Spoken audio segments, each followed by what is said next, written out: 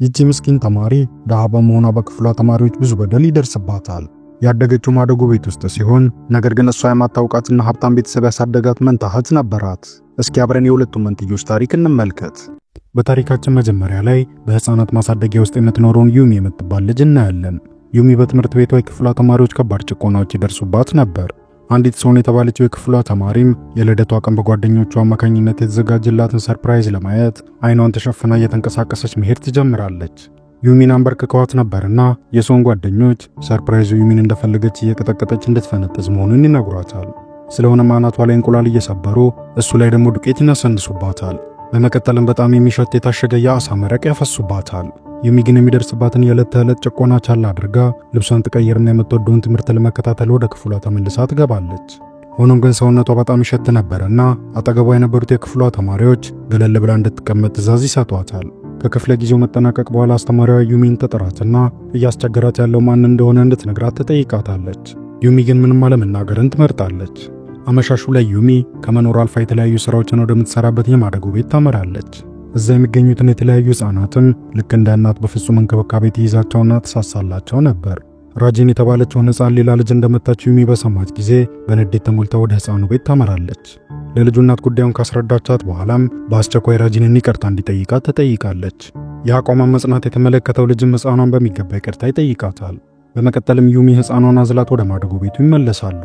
እዛ እንደደረሰችም የማደጎ ቤቱ ዳይሬክተር ለዩሚ በድጋሚ ታሸገ ስጦታ እንደላከላት ትነግራትና ትሰጣታለች። ውስጡን ቆንጆ ነጭ ቲሸርትና ማንነቱ ያልተገለጸበት አነስ ያለች ደብዳቤ ታገኛለች። እንደዚህ ተጨንቆ ሊያስደስታት የሚሞክረው ሰው ማን እንደሆነ ሳታውቅ ትቀራለች። የወንጌል የዩሚ መንትያ ስትሆን በጣም የናጠጠ ቤተሰብ ውስጥ ያደገች የሀብታሞች ትምህርት ቤትም ትማር ነበር። እህቷ በ5 ዓመቷ ለማደጎ እንደተሰጠች ብታውቅም ዩሚ ግን ምንም የምታውቀው ነገር አልነበራትም። ስለ እህቷ ያወቀችው ዩንጋል ግን በየጊዜው ስጦታዎችን መላክ ትጀምራለች። ዩንጋል በርከት ያለ ገንዘብ ይዛ በአስቸኳይ ወደ ትምህርት ቤቷ ትሄድና ከቅርብ ጓደኞቿ ጋር ትገናኛለች። በመቀጠልም ትምህርት ቤታቸው ያዘጋጀላቸው ጉብኝት ጉዞ ላይ ለመካፈል በቡድን ሆነው ጉዞ ይጀምራሉ። በመንገድ ላይ ሳሉም ዩሚ በኤርፎን ከትምህርት ቤታቸው ዋና ክፍል እየተሰራጨ የነበረውን የቀጥታ ስርጭት መከታተል ትጀምራለች። የልጅነት ጓደኛዋ ሃንም የውድድሩ ተሳታፊ ነበር። ሃን ዩሚን በጣም ይወዳት የነበረ ቢሆንም ስሜቱን ግን በጓደኝነታቸው ደብቆ ያቆየዋል። በልጅነታቸው የዋና የውድድር ሻምፒዮን እንደሚሆን ለዩሚ የገባላትን ቃል ኪዳን ለማክበር ሲልም በውድድሩ ላይ የወርቅ ሜዳሊያ ያሸንፋል። የልጅነት ቃሉንም ቁጭ ብሎ በፈገግታ ያስታውሳል። ከዚያ በኋላም ዩሚ ከአንድ የማታውቀው ሰው የማስፈራሪያ መልእክት ሲደርሳት በድንጋጤ ስልኳን መሬት ትጥለዋለች። ዩሚ በፍርሃት ተውጣ ስለማስፈራሪያው እያሰበች መንገዳቸውን ዳግም እየቀጠሉ ሳሉ ግን አጠገቧ የነበረችው ጓደኛዋ ቺሶን ልታጎርሳት ትሞክራለች። እሷም ከሐሳቧ ወንንትልና የቺሶንን እጅ ገፍትራ አርፋ እንድትቀመጥ ትነግራታለች። ልብሷን አበላሽታባት ነበርና በመሃላቸው ጭቅጭቅ ይነሳል። በሌላ በኩል ዩሚ ባጋጠማት በጣም ከፍተኛ ትኩሳት ምክንያት ለበርካታ ቀናት የትምህርት ገበታዋ ላይ ሳትገኝ ትቀራለች። ሶንና የተወሰኑ ጓደኞቿ የዩሚ የቅርብ ጓደኞች በመምሰል ወደ ማደጎ ቤቱ ይሄዱና ከዳይሬክተሯ ጋር ወሬ ይጀምራሉ። የሀብታም ጠበቃ ልጅ የሆነችው ሶንም ጓደኛቸውን ሊረዷት እንደመጡ ለዳይሬክተሯ ትናገራለች። እውነታው ግን ከዚህ የራቀ ነበር። በመቀጠል ሶስቱ ጓደኛሞች ህፃኗ ራጂን ፊት ሳይቀር ዩሚ ማወራዳቸውን ይቀጥላሉ። ሶን አባቷ ባለስልጣንና ባለሀብት መሆኑን ለዳይሬክተሯ ትነግርና ልትረዳቸው እንደምትፈልግ ትገልጻለች። አመሻሹ ላይ ጉዞ ላይ የነበሩት ተማሪዎች ምሽቱን አንድ ሆቴል ውስጥ ለማሳለፍ ወደ ያዙበት ክፍል ገብተው ዘና እያሉ ማውራት ይጀምራሉ። ዩንጋል ግን አንዱ ጥግ ላይ ቁጭ ብላ የእህቷን ፎቶ ትከብላ ትመለከታለች።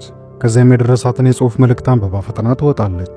አንድ ምሽት ላይ ዩሚ ለሶን ደውላ ታገኛትና በተናገረችው መሰረት አባቷ የማደጎ ቤታቸውን ለማደስ የሚያስችለውን እርዳታ እንዲያመቻችላቸው በትህትና ትጠይቃታለች። ሶንም እሺ ካለቻት በኋላ ቀድማ ባሰረችው መሰረት ዩሚን የሚያንቋሸሹና የሚያዋርዱ በርካታ መልእክቶችን ትልክላታለች። በዚህ የተናደደችው ዩሚን ፊት ለፊት ልትጋፈጣት ወስና በድጋሚ ታገኛታለች። በመሃላቸውም ከባድ ጸብ ይነሳል። በቦታው የደህንነት ካሜራ እንደነበር የምታውቀው ሶንም ሆን ብላ ዩሚን ነገር ትፈልጋታለች። ከዚያም ዩሚ በንዴት ገፍትራ ትጥላታለች። ነገር ግን ላይዋ ላይ ብረትና እንጨት እየወደቀባት እንደሆነ ስትረዳ መልሳ ታድናታለች። በተመሳሳይ ጊዜ ሊሺ ከርቀት ላይ ከአንድ ወጣት ጋር የነበረችው ዩሚን ትመለከታታለች። ልጁም ዩሚን እየተቆጣትና እየመታት እንደሆነ ታያለች። በማግስቱም ሊሺ የዩሚ አንገት ላይ አነስ ያለና አዲስ የሆነ ቁስል ታያለች። ጓደኛው አደጋ ውስጥ እንደሆነች ትገምታለች። በሌላ በኩል ዩንጋል አብረዋት ከነበሩት ጓደኞቿ ጋር መሆኑን ትታ ለዩሚ ትደውልላታለች። በዚህ ጊዜም ዩንጋል ቡና የምትጠጣበት ካፌ ውስጥ እህቷ ትሰራ እንደነበር አታውቅም ነበር። ከጥቂት ቆይታ በኋላም ዩንጋል መጸዳጃ ቤት ውስጥ ገባና ቆልፋ ውስጥ ትቀመጣለች።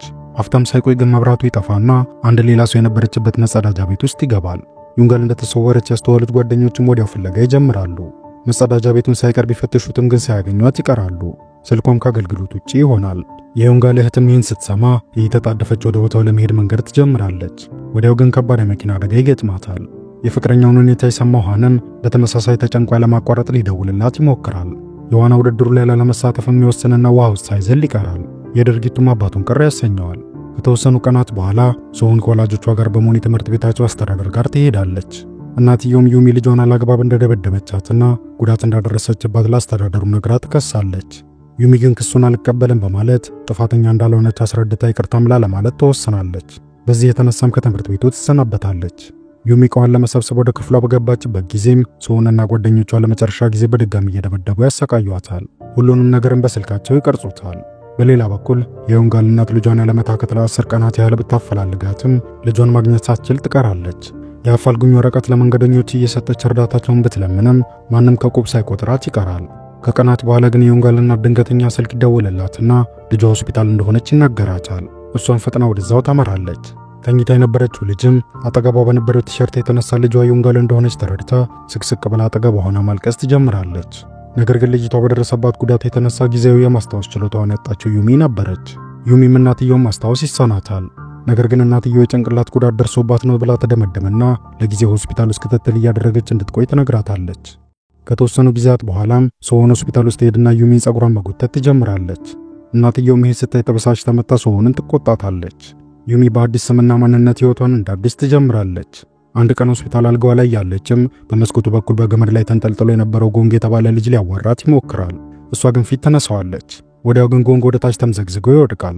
እሷም ዝቅ ብላ ትመለከተውና ደህንነቱን ካረጋገጠች በኋላ ፈገግ ትላለች።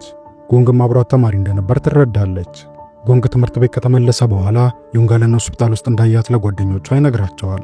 እነሱም ወደዚያው ለመሄድ ሩጫ ይጀምራሉ። ሃናና ቼሱን ቀድሞ ይደርሱና በህይወት እንዳለችና ደህና መሆኗን ያረጋግጣሉ። ከቀናት በኋላም የዮንጋል እናት ልጇን ወደ ቤቷ ትወስዳታለች። ዩሚን በነገሮቹ አዲስነት ግራ ትጋባለች። እናትየውም ልጇ ለወትሮ ደግና ጨዋ በመሆኗ በጸባይዋ መገረም ትጀምራለች። ከቀናት በኋላ ዩሚ ወደ ትምህርት ቤቷ ስትመለስ ሁሉም ጓደኞቿ በደስታ ይቀበሏታል። ነገሩ ግራ ያጋባት ዩሚ ግን ቀስ በቀስ የቀድሞ ህይወቷንና የትምህርት ቤት ቆይታዋን ማስታወስ ትጀምራለች። የቀድሞ ኑሯና የአሁኗ ልጣጣም ይላትና ምን እየተፈጠረ እንዳለ ማስተዋል ይሳናታል። ሆኖም ግን በስተመጨረሻ ሁሉንም መጥፎ ክስተት እንደ መጥፎ ህልም ቆጥራ ለማለፍ ተወሰናለች።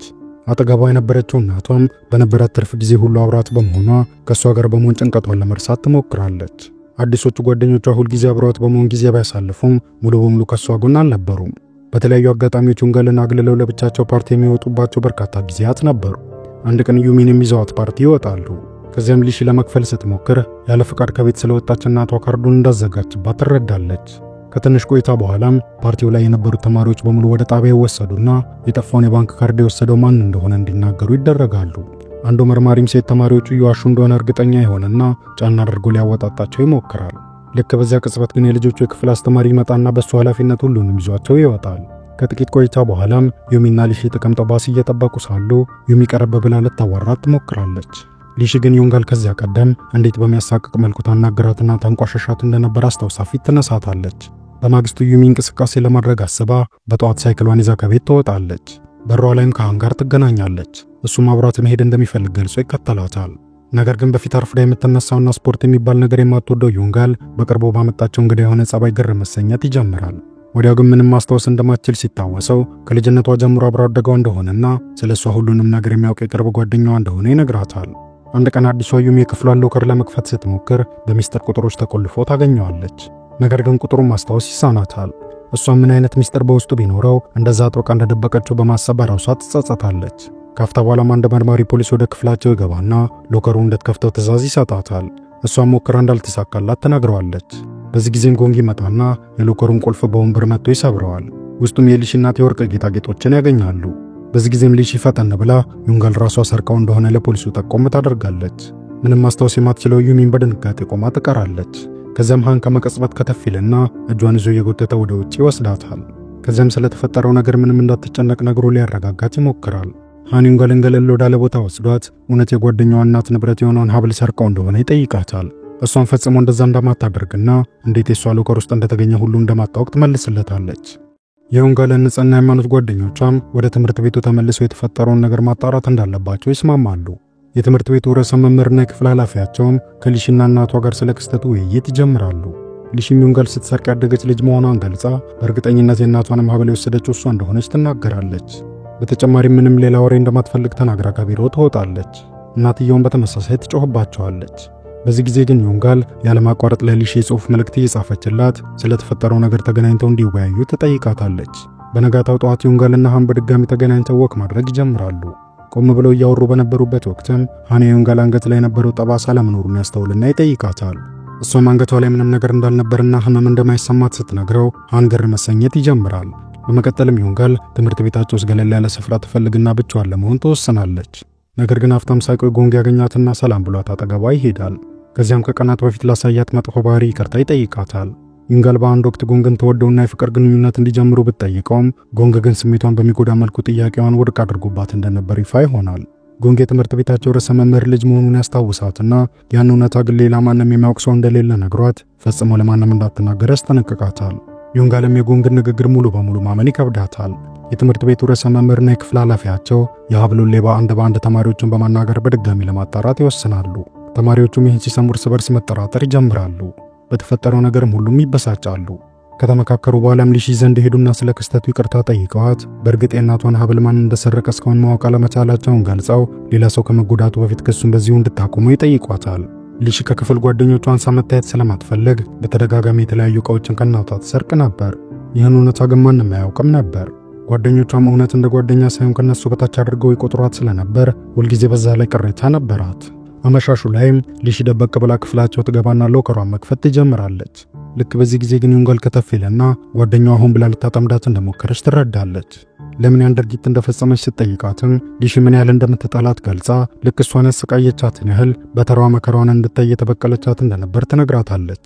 ዩንጋል ፈገግ ብላ ንግግሯን ትሰማና ምንም ምላሽ ሳትሰጣት ትቀራለች። እንደዛ በሌሎች ሰዎች በደል ሲደርስባትም የመጀመሪያዋ እንዳልሆነ በውስጧ ይሰማት ጀመር። በመቀጠል ዩንጋል ሊሺን ይዛ ወደ ባንክ ከሄደች በኋላ ገንዘብ ታወጣና ለጓደኛዋ ሰጣት እስካሁን ላደረሰችባት ብክነት መካሻ እንደሆነ ትነግራታለች። ከቆይታ በኋላም ዩንጋልና ሃን የትምህርት ቤታቸው መዋኛ ቦታ ተገናኝተው መጫወት ይጀምራሉ። እሷም ሰሞኑን ስለተፈጠረው ነገር በሙሉ ትነግረዋለች። በሃን ቅንነትና ደግነት የተማረከችው ዩንጋል በፍቅሩ ትወድቃለች። ከዚያም ተነስተው ውሃ እየተረጫጩ በመጫወት ላይ ሳሉ ዩንጋል አዳልጧት ገንዳ ውስጥ ትወድቃለች። መዋኘት ግን አትችልም ነበርና ቀስ በቀስ መስመጥ ትጀምራለች። በውሃ ውስጥ ሳለች ግን ያ ክስተት ከዚያ ቀደም ተከስቶ እንደሚያውቅ ብልጭ ይልባታል። ከተወሰኑ ሳምንታት በፊት ዩሚ በሕይወቷ ተማራ ራሷን ለማጥፋት ውሃ ውስጥ ገብታ የነበረች ቢሆንም መንታ እህቷ ዩንጋል ግን ለጥቂት ደርሳላት ወደ ወንዙ ዳርቻ ሰባት ነፍሷን አተርፋላት ነበር። እውነተኛ ማንነቷን ያስታወሰችው ዩሚ ወደ ቤቷ ትሄድና ፎቶዎቿ የነበሩበትን አልበም ማየት ትጀምራለች። መንታ እህቷ የገዛ ሕይወቷን አሳልፋ እንደሰጠቻት ስትረዳም በወቅቱ የት እንደምትገኝ ሐሳብ ይገባታል። የቀድሞ ሕይወቷንም በስተመጨረሻ በደንብ ታስታውሳለች። ዩሚ ለጊዜው የጠፋችው ዩንጋል መምሰሏን ለመቀጠል ተወስንና በስሜት እናቷን አቅፋ መልቀስ ትጀምራለች። ምንም እንኳን ወንጀሉን ባትፈጽምም ትምህርት ቤቷ ላስተላልፈባት የነበረውን ቅጣት ለመቀበል በፈቃደኝነት ወደዛው ታመራለች። በተመሳሳይ ጊዜ ግን ሊሺ መምህሯ ጋር ትሄድና ስለፈጸመችው አስቀያሚ ተግባር በሙሉ በጸጸት ተሞልታ ነግራው መምህሯን ይቅርታ ትጠይቃለች። ካፍታ በኋላም ዩንጋል የክፍሏ ሎከር ውስጥ ስጦታዎችና ይቅርታ የተጠየቀችበትን ደብዳቤ ታገኛለች። በደብዳቤው ላይም ሊሺ ስለ ድርጊቷ በዝርዝር ትገልጻለች። በኋላ ላይ ግን ሊሺ በክፍሏ ተማሪዎች ሊደርስባት የሚችለውን መገለል መቋቋም እንደሚያቅታት ገምታ ትምህርት ቤቱን ለመልቀቅ ተወስናለች። ከቆይታ በኋላም ሊሺ ሎከሯ ውስጥ ከዩንጋል የተላከላትን ደብዳቤ ታገኛለች። ከደብዳቤውም ላይ እህቷ በ5 ዓመቷ ለጉዲፈቻ እንደተሰጠች ትረዳለች። ዩንጋልም ከመስኮቱ በኩል ሆና ሊሺን እየተከታተለቻት ትቆያለች። ዩንጋል እንደምንም ብላ መንትያ እህቷን ፈልጋ ለማግኘት ሙከራ ማድረግ ብትጀምርም በስተመጨረሻ ግን ሕይወቷን እንዳጠፋች ትደርስበታለች። ስለሆነም በጣም ትጨነቃለች። ለእውነተኛው ዩንጋል እናትም የልጇን መሞት የሚገልጽ ሚስጥራዊ ደብዳቤ ትጽፍና መቃብር ስፍራዋ ሄዳ እንድትጎበኛ ጭምር አስፍራ ትልክላታለች። እናትየው ደብዳቤውን ካነበበች በኋላም እየሮጠች ወደ መቃብር ስፍራው ታመራለች። ቦታው ላይ ቀድማ ተገኝታ የነበረችው ዩሚን ስታገኛት ማን እንደዛ ያለ ቀልድ በደብዳቤ ጽፎ እንደላከላት እያለቀሰች በድንጋጤ ትነግራታለች። ዩሚ ግን ሙሉ ታሪኩን በእርጋታ ነግራት ስለሷ ማንነትም ታስረዳታለች። ለሁሉም ነገር ይቅርታ ከጠየቀቻት በኋላም ማዶጎ ውስጥ ወደነበራት የቀድሞ ሕይወቷ መመለስ እንዳለባት ገልጻ ትሰናበታታለች። የዩንጋል እናት ግን ዩሚን ዳግም መለየት ባለመፈለጓ ትታት እንዳትሄድ ትለምናታለች። እናትየው ልጇ ዩንጋል በመሞቷ ዩሚ ራሷ ልክ እንደ ቀድሞዋ የእህቷን ኑሮ አብራት እንድትኖር ትለምናታለች። በስተመጨረሻም ዩሚ ተመልሳ የዩንጋልን ሕይወት መኖር ትቀጥላለች። በተጨማሪም ወደ ትምህርት ቤቱ ትመለሳለች። ነገር ግን የሁለቱ መንትዮች ጸባይ ከቶ መለያየት ጓደኞቿን ግራ ያጋባቸው ጀመር። የእጅ ጽሑፏ ጭምር የዩንጋልን አይመስልም ነበርና ጓደኛዋ እንዴት እንደዛ ሊሆን እንደሚችል በመገረም ትጠይቃታለች። ዩሚ ግን ምላሽ ሳትሰጣት ትቀርና ከዛ በላይ ላለመዋረድ ስትል ራሷን የታመመች በመምሰል ወደ ሐኪም ታመራለች። እዛ ስትደርስም ትምህርት ላለመከታተል ብሎ ሐኪም ቤት ውስጥ ተኝቶ ከነበረው ጎንግ ጋር ትገናኛለች።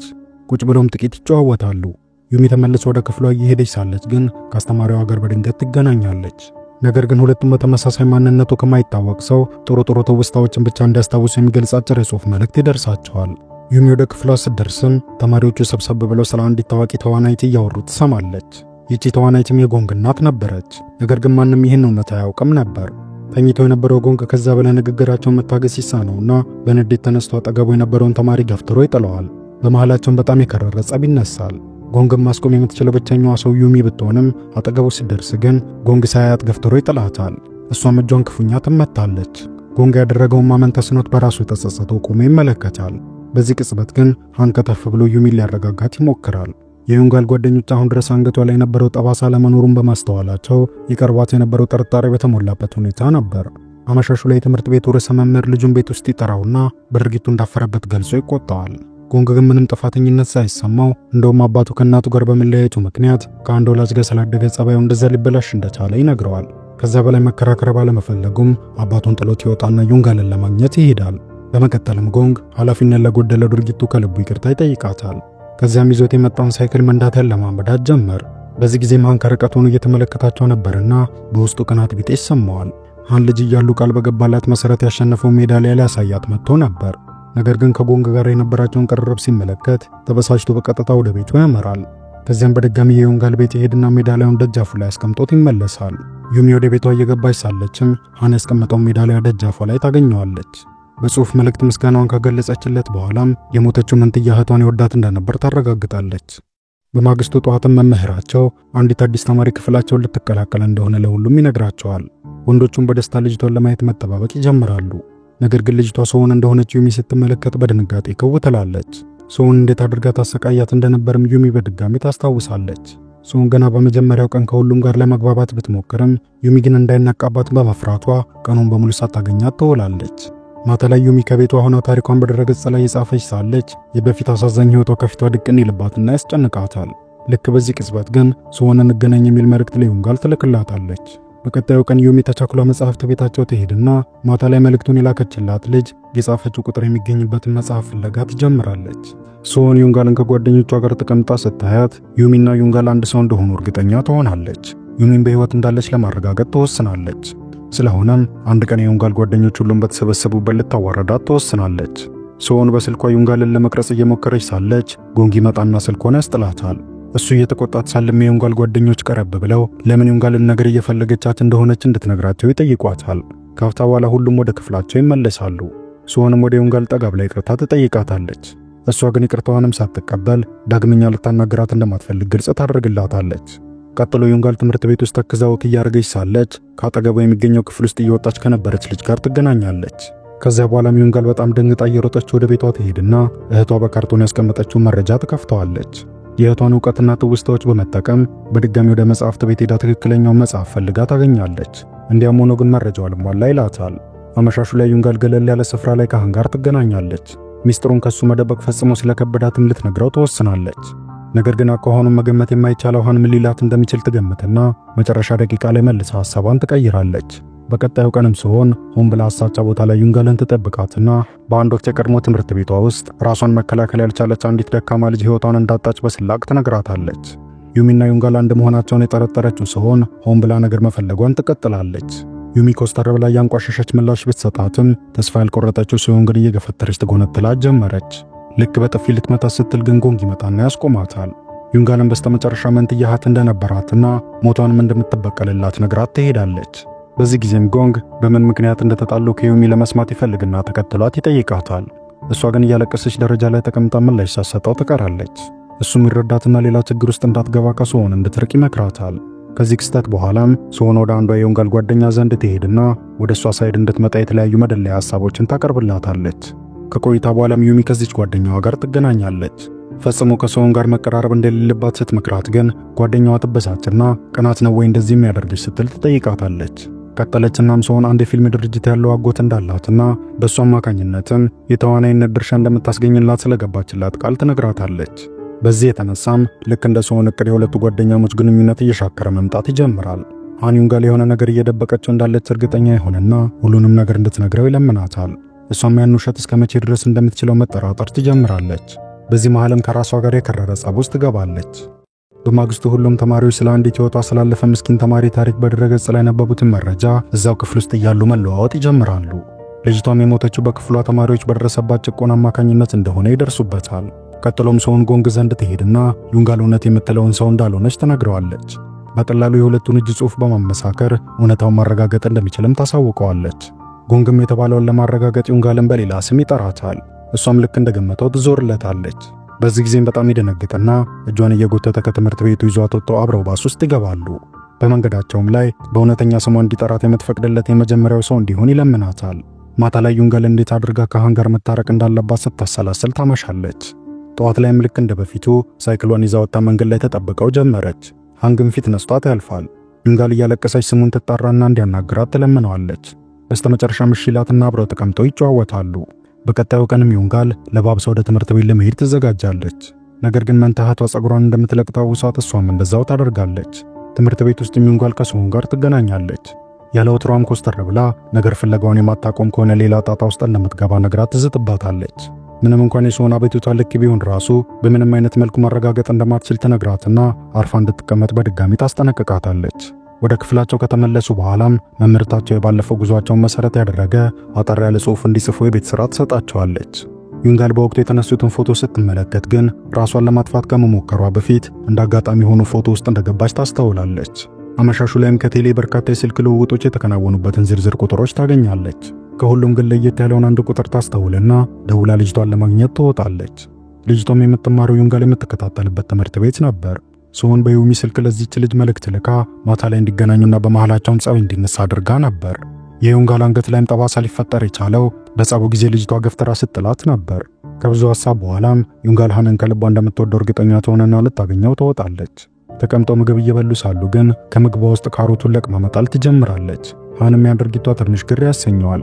ዩንጋል ከበፊቱ ለየት ያሉ ባህሪዎችን እንዳመጣች ይነግራትና እንደዛም ሆኖ ግን ይሄኛው ማንነቷን ይበልጥ እንደወደደላት ይነግራታል። ከዛም አብረው እየተጨዋወቱ ሲዝናኑ ያመሻሉ።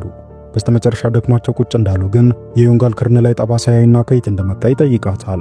እሷም በ10 ዓመቷ ከገደል ላይ ወድቃ ጠባሳው ሊፈጠርባት እንደቻለ ትነግረዋለች። በዚህ ጊዜም ሃን ከዛ ቀደም ሰምቶት የማያውቀው ዜና በመሆኑ ግርታ ይሰማዋል። ከቆይታ በኋላ መምህርቷ ያዘዘቻቸውን ጽሑፍ ለማቅረብ እንዲያዘጋጁ ነግራቸው ትወጣለች። ሆኖም ግን በተመሳሳይ ጊዜ አብዛኞቹ ተማሪዎች ላፕቶፕ ባልታወቀ ምክንያት አልሰራ ማለት ይጀምራል። ሁሉም እየተበሳጩ ጥቂት ይቆዩና ወዲያው ትኩረታቸውን ወደ ሶን አዙረው የሷ ስራ እንደሆነ ይጠይቋታል። እሷ ምንም እንደማታውቅ ተነግራቸዋለች። ወዲያውም አንዷ ተማሪ የሶንን ቦርሳ መንትፋ ስትፈትሽ በውስጡ የአንዳቸውን የጠፋ መጽሐፍ ታገኛለች። በዚህ የተነሳም ሌባ እያሉ ይሳለቁባትና ያገሏት ጀመሩ። ሃን በጉብኝቱ ጊዜ የተነሱትን ፎቶ እየተመለከተ ይቆይና ዩንጋልን ለማግኘት ይወስናል። ተገናኝተው እያወሩ ሳሉ ግን ዩንጋል እያለቀሰች እየተከሰተባት ያለውን ነገር ከቶ መቋቋም እንደከበዳት ትነግረዋለች። እሱም በተመሳሳይ በጭንቀት ይሞላል። ሆኖም ግን ማወቅ የሚፈልጋቸውን ጥያቄዎች በሙሉ ጠይቋት በእርግጥም ከልጅነቱ ጀምሮ ያፈቅራት የነበረችው ፍቅረኛው እንዳልሆነች ያረጋግጣል። በማግስቱ ጠዋት ዩንጋል እህቷን መቃብር ለመጎብኘት እየሄደች ሳለች ከፊቷ 3 ከማደጎ ቤቱ እየመጡ የነበሩትን ልጆች ታያለች። እንደ በፊቱ አቅፋ ሰላም ብላቸው በህይወት መኖሯን መናገር ባለመቻሏ ደበቅ ትልና እያለቀሰች ከርቀት ትመለከታቸዋለች። ሆኖም ግን ይህን ሁሉ ስታደርግ ሃን እየተከተላት እንደነበር ሳታስተውል ትቀራለች። ከቀናት በኋላም ዩንጋል ባጋጠማት ድንገተኛ ትኩሳትና የሰውነት መዛል ከአልጋ መውረድ ያቅታታል። እናቷ ቤት ሆና አረፍ እንድትል ብትነግራትም እሷ ግን አሻፈረኝ ብላ ወደ ትምህርት ቤት ትሄዳለች። ሁኔታውን አስተዋለው ጉንግም ወደ ጣሪያው ይዟት ይወጣና እንድትናፈስ ያደርጋታል። በሚቀጥለው ቀን ጠዋት ሃን የነበረበት ውድድር ላይ ለመሳተፍ ባሱን ሊሳፈር ሲል ሶን ጠለፍ አድርጋው ልታዋራው ትሞክራለች። እሱም ፈጽሞ ከሷ ጋር ማውራት እንደማይፈልግ በግልጽ ነግሯት ስለ ዩንጋል አጓጉል ወሬ ማውራቷንም እንድታቆም ያስጠነቅቃታል። ሶን እሱንም ለመቀበል በውስጧ ተወስናለች። ወዲያውኑም እቅዷን በጽሑፍ መልእክት ትልክለታለች። በተመሳሳይ ጊዜም ሶን መላይ ክፍሏን ተማሪዎች ተሰበስብና ስለ ዩንጋል እውነታውን ማውጣት እንደምትፈልግ ትገልጻለች። ሃንም ወደ ውድድሩ መሄዱን ትቶ በሩጫ ወደ ትምህርት ቤቱ መሮጥ ይጀምራል። ነገር ግን አስፓልት ላይ በመኪና ይገጫል። ሶን ተማሪዎቹ ፊት ወሬ ልትጀምር ስትል ግን ዩሚና ዩንጋል አንድ ሰው እንደሆኑ ያወቀው ጉንግ ጣልቃ ይገባና ያስቆማታል። በተመሳሳይ ጊዜ ሃን በሩን በርግዶ ይገባና ስለ ዩንጋል መዘባረቋን እንድታቆም በድጋሚ ያስጠነቅቃታል። ሶን ግን አልበገር በማለት ዩንጋል በ5 ዓመቷ ለማደጎ የተሰጠች እህት እንደነበረቻት ለተማሪዎቹ ይፋ ታደርጋለች። ዩሚ ህይወቷን ያጣችውም በዩንጋል ራሷ ምክንያት እንደሆነም ፈጽሞ እንደማታመን በመንገድ ልታሳፍራት ትሞክራለች። ሆኖም ግን ሃን ምንም የማይመለከታት ጉዳይ ውስጥ ገብታ ማውራት እንደሌለባት ነግሯት በንዴት ከክፍሉ እንድትወጣ ያደርጋታል። ቀጥሎም እሱም ወዲያው ከክፍሉ ይወጣል። ነገር ግን የደረሰበት ጉዳት ትከሻውን ክፉኛ ጎድቶት ነበርና መሬት ይወድቃል። ከቆይታ በኋላ ሆስፒታል ውስጥ ሲነቃም አባቱ እጁ መሰበሩን ነግሮት ወደ ዋና ውድድር መመለስ የሚችለው ከ1 ዓመት በኋላ እንደሆነ ያሳውቀዋል። ዩንጋል ጓደኛዋ ዘንድ ሆስፒታል ሄዳ ልታግዘው ስትሞክር ሃን ያለ ወትሮ ያመናጨቃትና እንድትወጣ ያደርጋታል። በሌላ በኩል ሲሆን ጠላቷ የሆነችው ዩንጋል ላይ ነገር መጠንሰሷን ማቆም ይሳናታል። አመሻሹ ላይ ዩንጋል በድጋሚ ሃን ጋር ትሄድና ሁኔታው ትንሽ እንዲሻሻል መጠነኛ ወክ አድርገው እንዲመለሱ ሐሳብ ታቀርብለታለች። እሱ ግን አሁንም እርዳታዋን እንደማይፈልግና ዳግመኛም ልትጠይቀው እንዳትመጣ ይነግራታል። ዩንጋል በንግግሩ ልቧ ከመሰበሩን ባሻገር እያለቀሰች ለሃን እውነታውን በመንገሯ በራሷ መጸጸት ትጀምራለች። ከዚያም ከሃን ክፍል ወጣ ደጃፉ ላይ ትቀመጥና በድጋሚ በቀስታ ልታዋራው ትሞክራለች። በማግስቱም የትምህርት ቤቱ ኃላፊና የሥነ ምግባር ኮሚቴ ከ1 ዓመት በፊት ሕይወቷን ስላጣቸው ተማሪ የተወራውን ይሰሙና በጉዳዩ ላይ እጁ አለበት ተብሎ የተጠረጠረችው ሰውን ላይ ምርመራ ለመክፈት ይሰበሰባሉ። የዩንጋል እናትም ልጇን ለሆስፒታል የዳረገቻት ልጅ እዛ ትምህርት ቤት እንደምትገኝ ስትሰማ ከትምህርት ቤቱ ጋር የነበራትን ግንኙነት በሙሉ ማቋረጥ እንደምትፈልግ ትገልጽላቸዋለች። በሌላ በኩል ሃን ብቻውን በትካዜ ተውጦ የመዋኛ ገንዳ ጋር ይቆምና ለ1 ዓመት ያህል መወዳደር እንደማይችል እያሰበ ማዘን ይጀምራል። ቀጥሎም ዩንጋል መታጠገቡ ትቆምና መዋኘት ባለመቻሏ የተነሳ ውሃ በጣም እንደምትፈራ ትነግረዋለች። ነገር ግን በህይወት ለመኖር የተሰጣትን ሁለተኛ ዕድል ለማባከን ተጠቅማ እንደምታኮራው ትነግረዋለች። ዩንጋል ወደ ቤቷ እየሄደች ሳለች ግን ተመልሳ ወደ ትምህርት ቤቱ እንድትመጣ የሚገልጽ የጽሑፍ መልእክት ይደርሳትና ወደዚያው ታመራለች። በጨለማው መሃልም ኮፍያ ያደረገ ልጅ ብቅ ይልና በልጅነታቸው ብቻቸውን እንዲሞት የፈረደችበትን ልጅ ታስታውሰው እንደሆነ ይጠይቃታል። ከሚያስፈራው ድባብ ለማምለጥ ያሰበችው ዩንጋል ለመሮጥ ስትሞክር ልጁ በሩን ከውጭ ይዘጋባትና ይሰወራል። እሷም በፍርሃት ተወጣ ለሰዓታት ጨለማ ውስጥ ብቻዋን ትቀመጣለች። በስተመጨረሻ ግን ኮቴ ስትሰማ ትጣራና መምህራቸው ከፍቶ ያስወጣታል። መምህሩ እያረጋጋ ይዟት እየወጣ ሳለ ግን ሃን ከፊታቸው ይመጣል። እሱም ቤት ድረስ ሊወስዳት ፈቃደኝነቱን ይገልጻል። በቀጣዩ ቀን ዩንጋል ከመምህሯ ጋር ትገናኝና ማታ ላይ ስለተፈጠረው ክስተት መወያየት ትጀምራለች። እሱም ትምህርት ቤት ውስጥ እየተካሄደ ስለነበረው እንግዳ ነገር በትኩረት ለማወቅ ይወሰንና በደህንነት ካሜራ የተቀረጸውን ቪዲዮ ማየት ይጀምራል። በቪዲዮውም ላይ የምትታየው በቅርብ ጊዜ ከሌላ ትምህርት ቤት ተዘዋውራ የመጣችው የሶል ታላቅ እህት የነበረችው መምህርት መሆኗን ያስተውላል። ወደዚያ የተዘዋወረችውም ለእህቷ ሞት በቀልን አስባ ነበር። መምህሩም ይህችን ሴት ቀጥሮ ያገኛትና እውነቱን እንዳወቀ ነግሯት ዩንጋል ላይ ለመፈጸም ያሰበችው በቀል ማንንም ከሞት እንደማይመልስ አስረድቷት እንድታርፍ በእርጋታ ያስጠነቅቃታል። ከዚያም እጅግ ለሚያከብረው የትምህርት ቤቱ ርዕሰ መምህር በትምህርት ቤት ውስጥ እየተከናወኑ ስለነበሩ ክስተቶች በሙሉ ይነግረዋል። ዩንጋልም በስተመጨረሻ በጨለማ ክፍል ውስጥ የዘጋችባትን መምህርት ማንነት ታውቅና ለምን እንደዛ እንዳደረገች ትጠይቃታለች። እሷን በቁጣ ተሞልታ አብራት ተማሪ የነበረችው ታናሽ እህቷ በአንድ ወቅት ልታናገራት ሞክራ ዩንጋል እንዴት አድርጋ ብቸኝነት እንዲሰማት አድርጋ ለሞት እንዳበቃቻት ታስታውሳታለች።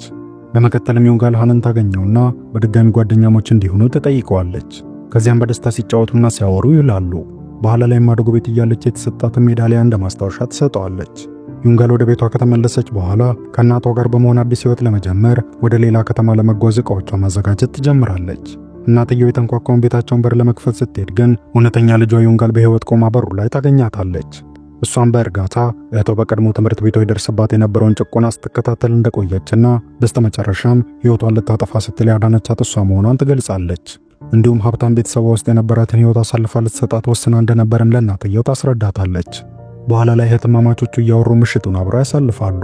እውነተኛዋ ዩንጋልን በማግስቱ ተመልሳ ወደ ትምህርት ቤቷ ለመሄድ ትወስናለች። ሰውን እንደለመደችው ዩንጋልን ለማሰቃየት ስትሞክር ግን ዩንጋል እየገፈተረች ስርዓቷን እንድትይዝ ትነግራታለች። በዩንጋል ላይ አዲስ ጸባይ ያስተዋለ ጉንግ እውነታውን ይረዳና ያፈቀራት ዩሚ እንዳትሄድበት ለመጠየቅ በሩጫ ይከተላት ጀመር። የዩንጋል እናትም ዩሚንም ጨምር ልጇ አድርጋ ወስዳት አብራት እንድትኖር እንደምትፈልግ ትነግራታለች። ዩሚን በነጻነት በራሷ ስም ተመልሳ ወደ ማደጎ ቤቱ ትሄድና የናፈቋትን ልጆች በደስታ ሰላም ትላቸዋለች። በዚህ ጊዜም ጎንግ እንደምንም ብሎ ዩሚን ማደጎ ቤቱ ድረስ ተከትሏት ይሄድና ስለተፈጠረው ነገር በዝርዝር እንድታስረዳው ይጠይቃታል። ሕፃናቱም ዩሚን ሊጎዳት የመጣ ሰው መስሏቸው በያዙት መጫወቻ ከአደጋው ሊከላከሏት ይሞክራሉ። ከዚያም ጎንግ ከሕፃናቱ ጋር ለመግባባት በእርጋታ አብሯቸው ተቀምጦ ያዋራቸው ጀመር። በመቀጠልም ጎንግ ከዩሚ ጋር ነጠል ብሎ ይቀመጣል። እሱ በፍቅሯ እንደወደቀ ነገር ግን እስካሁን ድረስ ስታታልለው በመቆየቷ ቀረ መሰኘቱን ያሳውቃታል። አንም በተመሳሳይ ከዩሚ ጋር ሲገናኝ ከመንትዮቹ መሃል ማንን እንደሚያፈቅር በግልጽ ማወቅ እንዳልቻለ ይነግራታል። እንዲህ እያወሩ ሳሉ ግን ሰውን ጣልቃ ለመግባት ትሞክራለች። በጣም ተበሳጭታ የነበረችው ዩሚ ማንቃት ይዛትና ለእስከዛሬው ድርጊቷ ቀስ በቀስ ቅጣቷን እንደምትሰጣት ትነግራታለች። ከዚያ በኋላ መሃን ከእውነተኛዋ ዩሚ ጋር ጊዜ ማሳለፍ ይጀምራል። በስተመጨረሻም የወደደው እህቷን እንደሆነ ይገለጽላታል። ዩሚም ወደ ማደጎ ቤቱ ተመልሳ ልክ እንደ በፊቱ ከሕፃናቱ ጋር ጊዜ ማሳለፍ ትጀምራለች። የትምህርት ቤቱ ርዕሰ መምህር በፖሊሶች ቁጥጥር ስር እንደዋለ ያየው ጎንግ አባቱ በእርግጥ የሚያስበው እንደነበረው መልካም ሰው አለመሆኑ ሲረዳ በጣም ያዝናል። ከዚያ በኋላም ዩሚሃን ልምምዱን እያደረገ ወደ ነበረበት ሆቴል ትሄድና ለሆቴሉ ተቀባይ አንድ ሜዳሊያ እንድትሰጥላት ታቀብላታለች። በዚህ ጊዜም ሃን ራሱ እየወጣ ነበርና ሲያያት ደስ ይሰኛል። ዩሚ በድጋሚ ለውድድር ዝግጅት በመጀመሩ የተሰማትን ደስታ ገልጻ ጓደኛሞች ሆነው እንዲቀጥሉ እሷም እንደምትፈልግ በደስታ ትነግረዋለች። በመቀጠልም ዩሚ የጎንግ አባት መታሰሩን ስትሰማ ልታጽናናው ትደውልለታለች። ነገር ግን በጠና ታሞ የነበረው ጎንግ በአግባቡ ሊያዋራት ሳይችል ይቀራል። ከዚያ በኋላም ዩሚ ሆስፒታል ሄዳ ከእናቱ ጋር ትገናኛለች።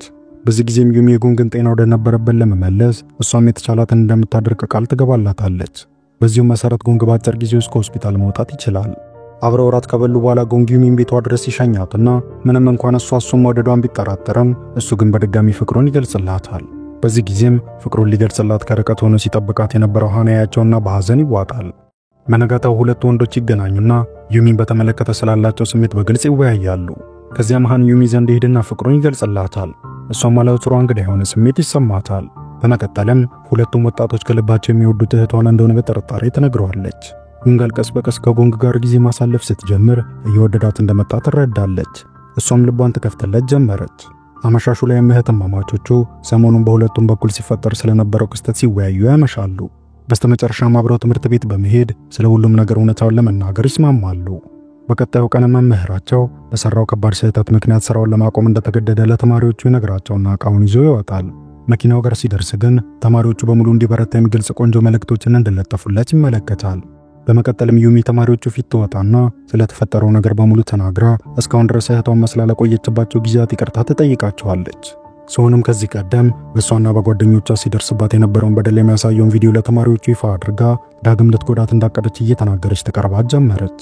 ይህን የሰማችው ዩንጋል እየሮጠች ክፍል ውስጥ ስትገባ አንድ አይነት የሆኑትን መንታዎች ሁሉም ሲመለከቷቸው በድንጋጤ ከው ይላሉ።